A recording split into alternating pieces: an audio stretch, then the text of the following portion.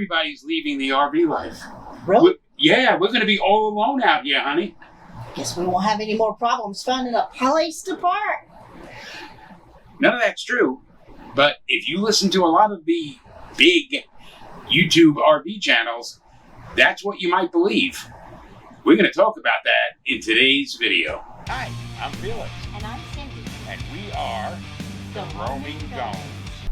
There seems to be a big fad going on that everybody wants to do a video with the big splashy headline of everybody is leaving the RV life, and specifically the full-time RV life.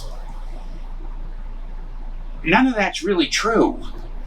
And unfortunately, it seems to be coming from some of the biggest names in the RV YouTube world. The people that are kind of established and everybody believes them. And we're trying to figure out where this is coming from, because we're not really seeing it. I'm not seeing it at all, quite honestly. And yeah, I mean, there was a big surge of people going on the road and adopting the full-time RV lifestyle because of the pandemic. A lot of people saw it as a way to get away from the crisis that was happening. They could isolate themselves away from other people. Or maybe they saw it as, okay, if I don't do it now, I'll never get a chance to. I don't know how this is going to go or how this is going to end. And quite honestly, we used our RV to isolate ourselves. When we went from Tucson to Tifton, Georgia, we would not use any of the gas station bathrooms. We didn't even go in. We would pull up to the pump, use the bathroom in our RV while we would be pumping the gas, get back in the truck, and go on our way.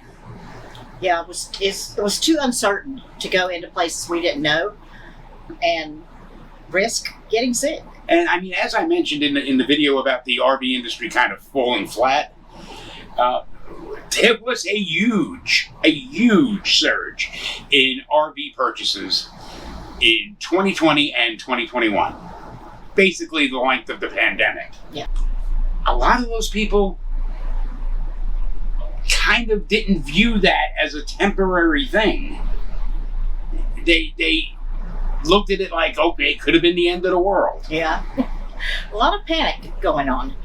And you didn't know what was going to happen. This has never happened in our lifetime. So people were very uncertain about the future. Yeah, and I'm not putting any blame on them or any of that. But when they realized that this was going away, they also came to the realization that the RV life was not for them. No more RVs. I don't know. They could go back to their sticks and bricks and go back to what they used to call their normal lives. And some people, things change while they're in their RV. Oh yeah, things can change from day to day. I mean, we have not had a situation yet where things changed so drastically for us that we even considered leaving the full-time RV life. But I mean, it could happen to us too. Yeah, we've seen people who've the guy who had a stroke just a couple of weeks ago. Yeah, a guy literally right next door to us had a stroke. There's no guarantee that they'll be able to stay doing what they're doing depending on his recovery. And that's the point I think we're trying to get across here is, yes, people are leaving the full-time RV life. They're leaving the RV life in general. And most of that is being fueled by the impulsive purchases they made during the COVID pandemic. So there aren't more people leaving the full-time RV life than there ever was, statistically. It's just that so many more people came into this life that just based on statistics alone, yeah, more people are going to be leaving it. I mean, you can look online and see how many used RVs there are for sale. That tells you right there people bought them into 2020, 2021, and now they're trying to get rid of them. I just did a simple search on RVTrader.com, and I did it as a nationwide search, and there were over 175,000 RVs for sale nationwide just on RV Trader. We're not even including Marketplace, Facebook Marketplace, or Craigslist, or any of that. It looks like there were a lot of people that, as a result of the pandemic and the realization that it was a worldwide thing, they had like a knee-jerk reaction of getting an RV and going on the road, and kind of like everybody hoarding toilet paper. it was something that they could do that made them feel like they were kind of in control. If I can do this and keep my family in one place with me, and we can go where we want to go and be by ourselves and isolate, at least we have some sort of control, because everything was out of control. Oh yeah, I mean, everything was closed. You couldn't go anywhere. We were here in Tucson in 2020, right at the beginning of the pandemic, and we basically didn't leave our RV except for you going to work and me going to the occasional supermarket. Yeah. We heard one YouTube video where the lady was saying that people were leaving the RV life because they're tired of it and they want to do something different. They want to go on a cruise. They want to fly to Hawaii. What are they going to do with an RV? I mean, there's storage places where you can store your RV. I mean, right here in this park, they've got a whole row in the back of places to put your RV where you can store it. Yeah. So that was a point that kind of was lost on me as to, okay, if we wanted to go on a cruise, we would just store our RV and go on a cruise. I mean, right. I mean, we technically kind of own this space, but yeah, we would just leave our RV here and go on a cruise. Yeah. The one that got me, the RV channel that got me was the one that said she got bored of the RV life. I'm dying of boredom over here. If you're bored of the RV life, you're going to be just as bored, if not more, if you're sitting in one place, staying in one place, in a house, sticks and bricks, and how is that going to alleviate your boredom? I didn't understand that either. First, I don't understand how you get bored living a full-time RV life, because you've got wheels under your house. You can go somewhere else if you get tired of where you are.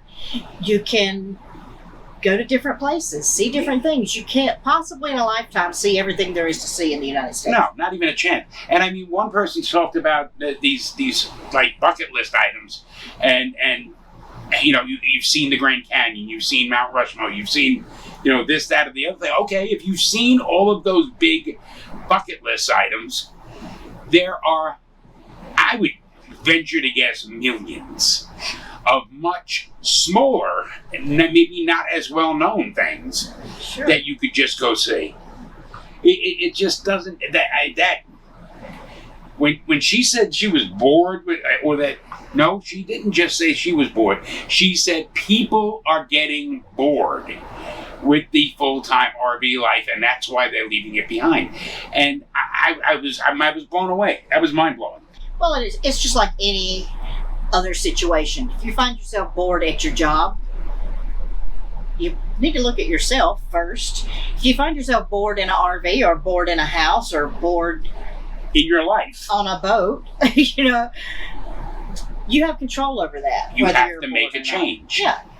So being bored, I could see one person or a few people saying, I got bored with it. It seemed to be the same thing all the time.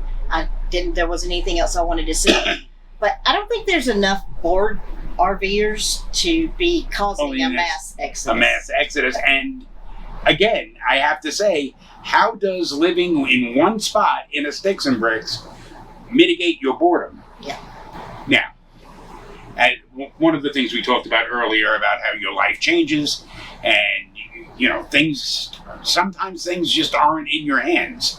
As we mentioned about the gentleman that had a stroke right next door to us. Sometimes things change, and you have to leave this kind of life behind. Now, I get it. The costs are rising. Okay? We just put gas in Cindy's car today, and I was shocked to see it back over $4 a gallon. Yeah.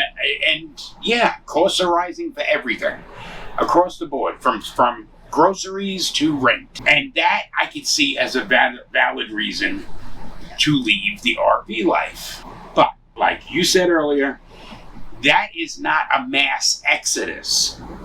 Okay, that's going to be a group of certain amount of people or a percentage of people that just realize that they can't afford it anymore with these rising costs. And believe me, I get that. The thing that we know is going to happen in probably 2 months, this park in Tucson, Arizona is going to fill up. It's going to fill up for the winter with the people coming from colder climates for the winter to stay here where it's warm. In the interview I did with the park manager in this RV park, she even said that they opened their phones on June 1st for long-term and winter spots, seasonal spots. And the phone was ringing off the hook. So, yeah, I'm to all of you big-time YouTubers out there, if you're seeing a mass exodus in full-time RVers, please tell us where it is, because we're not seeing it. We ain't seeing it. And that's another thing. I don't think anybody's really quoting any statistics or showing any evidence, real evidence of this, and it's coming off as just clickbait. Yeah. And we're not fans of that. Now, speaking of things for our channel, everybody says that we should have a call to action in our videos. And that's generally that we ask you to subscribe. And of course, we'd love you to subscribe. However, our call to action is going to be a little bit different. Okay? And this is going to be basically in every video going forward. Our call to action is for each and every one of you. And I realize at this point it ain't a lot. But for each and every one of you to perform some act of kindness. Pay it forward for the things that you've been blessed with. Give a waitress a tip, that as much of a tip as you can afford, even if that's more than this traditional 20%. Or more than the ticket. Or more than the ticket itself, yeah. Hand some homeless person a gift card for a grocery store. Perform some act of kindness, whatever that may be, and whatever, if it's not monetary, whatever you can do, and we will as well. And we, just to show that we're doing it, we'll actually record it. I'll put it in a short. And when you do something like that, when you perform an act of kindness like we've asked you to do, put in the comments. Tell us what you did. Tell us what the reaction was. Tell us, what kind of ideas you had, because we'd like more ideas. And that's all we've got for this week. I want to thank you for watching, and I want to thank the subscribers we do have. Until next week, I'm Felix. I'm Cindy. We are the Roaming Gomes, and we hope to continue bringing you less worry and more wonder.